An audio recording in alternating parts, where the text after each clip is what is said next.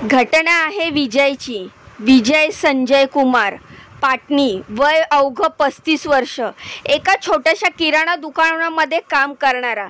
विजय बाहेरून जितका सामान्य वाटायचा तितकंच त्याचं आयुष्य आतून अस्वस्थ होतं।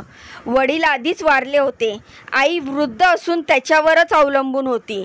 जीवनात फार काही मोठं नसलं तरी त्याच्या संसारामध्ये पुन्हा सुरुवात होईल अशी त्याला अपेक्षा होती। विजयचे आईवडील मूळचे छत्रपती संभाजीनगरचे। विजयच्या लग्नानंतर त्याची जीवनशैली साधी राहिली होती। विजयने सारिकाशी लग्न केलं होतं, जी वडगाव कोल्हाटी परिसरातील सलामपुरे नगरमध्ये राहत होती। सारिका एका खाजगी कंपनीमध्ये रिसेप्शनिस्ट म्हणून काम करत होती। तिचं व्यक्तिमत्व समोरून गोड आणि संयमी वाटायचं, पण घराच्या 4 भिंतीच्या आत तिचं मन वेगळंच काही शोधत होतं।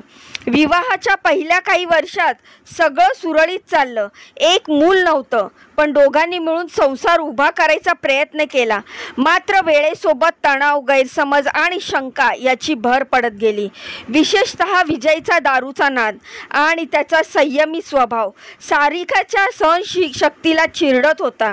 सारिकाच्या मते सुरुवातीला विजय खूप काळजी घेणारा नवरा होता, पण त्याला दारूची सवय लागली आणि तिथून त्याच्या संसारात अंधाराची पावलं पडायला सुरुवात झाली। सारिका एक स्वतंत्र विचाराची महिला होती। ती सतत नोकरी करत होती, तिचं स्वतःचं मत होतं, पण विजयला ती गोष्ट खटकायची। प्रत्येक वादाचं कारण एकच असायचं, सारिकाच्या जीवनातील स्वातंत्र्य, आणि हळूहळू त्यांचा संस्कार मोडकळीस आला। 4 महिन्यापूर्वी ते दोघं विभक्त झाले। विजय आई सोबत राहू लागला आणि सारिका आपल्या आई भावासोबत सलामपुरे नगरमध्ये। पण त्याच्या वेगळ्या राहण्याने ही विजयची असुरक्षितता कमी झाली नाही, उलट वाढलीच। फेसबुक एक सोशल नेटवर्किंगचं माध्यम, पण कित्येक नात्याचं जन्मस्थान। अशाच एका साध्या मेसेजच्या माध्यमातून सारिकाची ओळख झाली सागर सावळे याच्याशी। सागर वय वर्ष 25, शिवाजीनगरचा। तो स्वतः देखील काही ठोस काम न करताही सोशल मीडियावर सक्रिय असायचा। सागर आणि सारिकाचं नातं हळूहळू वाढू लागलं। सुरुवातीला मैत्री, मग भावनिक ओढ आणि शेवटी शारीरिक जवळीक। सागर सारिकाच्या आयुष्यात धीर देणारा बनला, पण या नात्याची किंमत फार मोठी ठरणार होती। विजयला सारिकाच्या नव्या नात्याची खबर लागली, त्याचा राग अनावर झाला। तो सारिकाच्या घरी अनेकदा जाऊन त्रास द्यायला लागला। दारूच्या नशेमध्ये वाद, अपशब्द, धमक्या हे सगळं सारिकाच्या रोजच्या जीवनाचा भाग बनला। सारिका मानसिकदृष्ट्या थकली होती, पण एक दिवस निर्णय झाला, हे आता संपवायचं कायमचं। 18 तारखेच्या दिवशी सारिकाने विजयला फोन केला, गोड बोलून फिरायला चल म्हणून आग्रह केला। विजयनेही आनंदाने तयार झाला।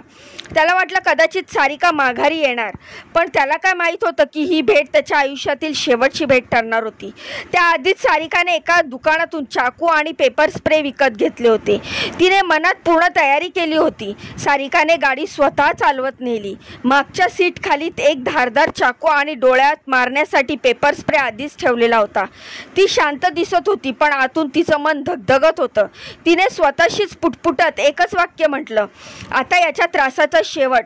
गाडीत विजय बसल्यानंतर त्याने थोडा हसून विचारलं, काय ग आज अचानक इतकं प्रेम? सारिका नुसती हसली। दोघांनी सोबत दारू घेतली, पण सारिकानं नकळत विजयच्या ग्लासमध्ये जास्त दारू ओतली। काही वेळातच विजय पूर्ण नशेत गळून गेला। त्याचं डोकं मागे टेकलं गेलं, डोळे थोडेसे जड झाले, पण त्याच्या चेहऱ्यावर समाधान होतं, कारण सारिका परत आली आहे या खोट्या अपेक्षेचं समाधान। सारिका गाडीतून उतरते, मागचा दरवाजा उघडते, विजयला खाली घेणं। थोडा वेळ विजय झपाटल्यासारखं खाली उतरतो, थोडंसं डगमगतो, डोळे अर्धवट उघडतो। तो बोलतो, सारिका मी तुझ्यावर अजूनही प्रेम करतो। त्या क्षणी सारिकाचं मन क्षणभर दळमळतं। तिच्या मनात एक विचार चमकून गेला, कदाचित आज याला माफ करावं। पण दुसऱ्याच क्षणी तिने मागे वळून पेपर स्प्रे बाहेर काढला आणि अचानक विजयच्या डोळ्यात मारला। आग! विजय जोरात किंकाळतो, तो हात डोळ्यावर ठेवतो। सारिका काय केलंस तू? हे वागतो, झुकतो, काय म्हणते समजायच्या आतच सपासप एक धारदार वार पोटात, तो मागे वळायच्या आत दुसरा वार, तिसरा, चौथा, चाकूचा एकामागून एक घावांनी विजयच्या अंगातून रक्ताचे फवारे उडू लागतात. त्याने सारिकाच्या हातावर धरण्याचा प्रयत्न केला, पण सारिकाचे डोळे आता काचेप्रमाणे थंडगार होते. सारिका का ग हे? त्याच शेवटचं वाक्य. सारिका काही क्षण तशीच उभी राहिली. तिचा श्वास जोरात चालू होता. हातात रक्त लागलेला चाकू, डोळ्यात किंचित पश्चाताप, पण त्यावर राग आणि सुडाची झाक होती. सारिकाने लगेच सागरला फोन केला. तो संपलाय, मला मदत कर, एवढंच म्हणाली. घाबरलेला सागर सुरुवातीला प्रतिकार करत होता, पण सारिकाने त्याला गुन्ह्यात अडकवण्याची धमकी दिली. शेवटी दोघांनी मिळून मृतदेहाला रस्त्याच्या कडेलगत असलेल्या गर्द झाडीमध्ये फेकून दिलं. रक्ताने माखलेला विजय आता फक्त एकटा झाला होता. सारिका दुसऱ्या दिवशी पोलिसात तक्रार केली. पती बेपत्ता आहे. पोलिसांनी शोध सुरू केला, पण त्यांच्या लक्षात काहीतरी विचित्र गोष्ट आली. तिच्या तक्रारीमध्ये भावनांची कमतरता होती. संशयाच्या आधारावर तिची चौकशी सुरू केली. CCTV, call records, location history, सगळं काही सारिकावर बोट ठेवत होतं.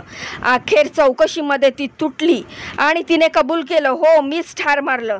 त्याला सागरने मदत केली. विजयची आई, एक वृद्ध, आता जगायचं कारणच उरलं नाही. तिने एकुलत्या एक मुलाच्या अंत्यविधीच्या वेळी रडून डोंगर हलवला. न्यायाच्या नावावर फक्त एकच प्रश्न होता, का?